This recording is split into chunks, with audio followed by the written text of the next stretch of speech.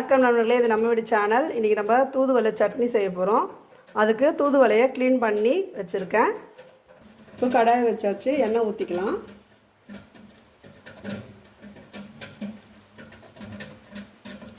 கடாய் சூடாகிடுச்சு, எண்ணெயும் காஞ்சிருச்சு. இப்போ கருப்பு உளுந்து சேர்த்துக்கலாம். அது கூடவே நான் கடலைப்பருப்பு சேர்த்துக்கிறேன். இதை வறுத்துக்கலாம். இது கூட பூண்டு சேர்த்து வதக்கிடலாம். கொஞ்சமாக மிளகு சேர்த்து வதக்கிக்கலாம்.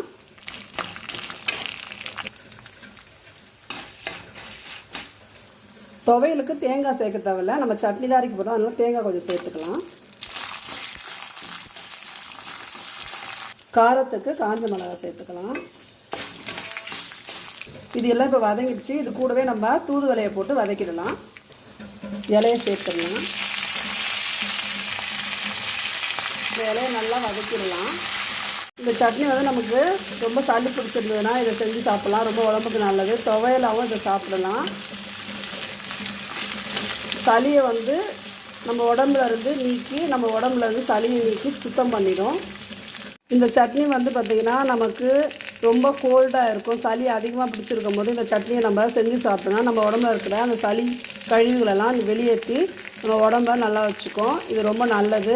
இந்த சட்னியை எல்லோரும் செஞ்சு சாப்பிடுங்க. நம்மளோட தூதுவளை சட்னி ரெடி ஆகிடுச்சு. நன்றி.